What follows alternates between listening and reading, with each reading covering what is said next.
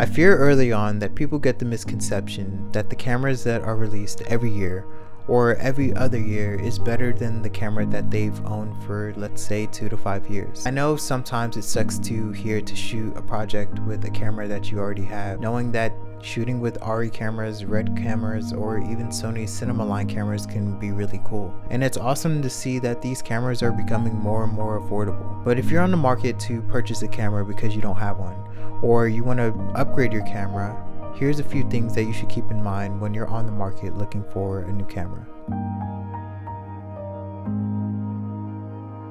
When you invest into a new camera, you should be able to see a return on your investment. If you're investing into a camera and it's not giving you a return, then you're probably investing in the wrong camera. Buying a camera like the Sony FX3, Sony FX6, or the new Canon C80, or whatever camera that mainstream media has made popular, isn't going to give you the look that highly skilled DPs get. Your skill set is just as important as a camera. In fact, I would even say that your skill set is more important than whatever camera that you choose to use. But ultimately, you should keep in mind that these are just tools that DPs or filmmakers use to get a certain look whenever they're making their artwork. Your environment, or whatever you're using your camera for, is just as important when you're deciding to invest in a camera for your particular niche. Investing in a Sony FX6 might be the best camera for you if you're doing more documentary filmmaking because of the internal NDs and the more suitable camera workflow that it has for documentary filmmakers. Opposed to investing in a RED camera for documentary filmmaking, a RED camera is more demanding for a very controlled environment, and it's usually used for telling narrative stories because of how demanding it is for a controlled environment.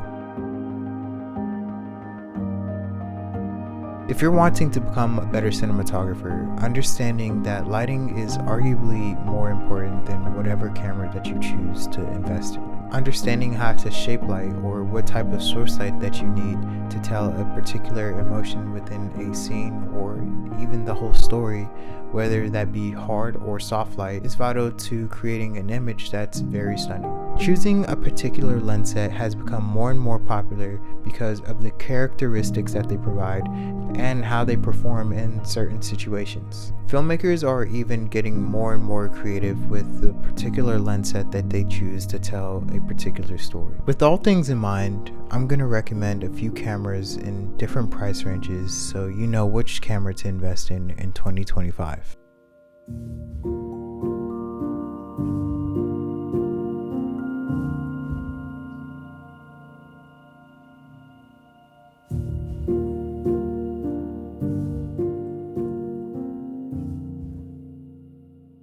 I'm going to be recommending cameras in 3 budget tiers catered to your specific niche.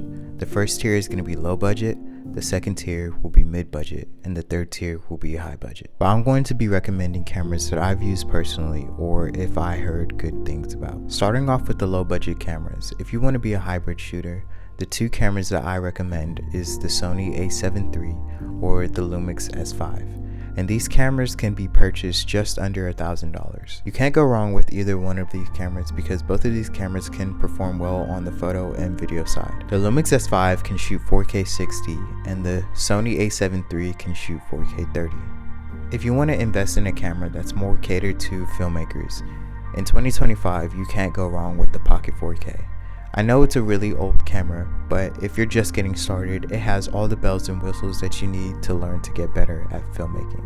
Some of the bells and whistles that this camera has is exposure tools that can help you fine-tune your exposure and properly expose your image. Another good thing about this camera is its menu system and how user-friendly that it is. You can pretty much find anything that you need in like 2 seconds. Another camera that I would recommend is the Canon C100 or C200. These cameras are really old, so they're relatively cheap now, and you can make really nice stuff with this.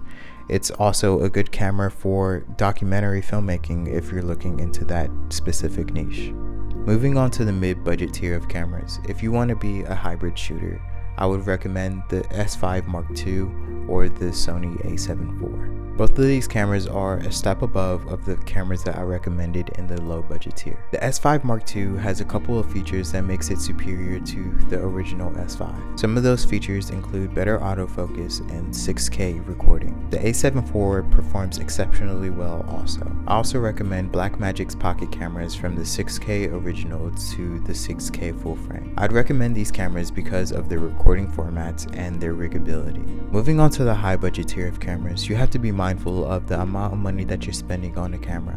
If you're not getting enough work, it doesn't make sense to spend $3,000 on a camera body because of the bells and whistles that it will need to function in the environment that you choose to work in. So realistically, if you're buying a camera that costs $3,000 just for the body, you can be spending up to $5,000 because of accessories and media.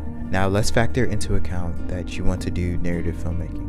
Now you're going to have to spend way more money because of how heavy your camera is going to be because of all the accessories and the media that's going to be attached to your camera.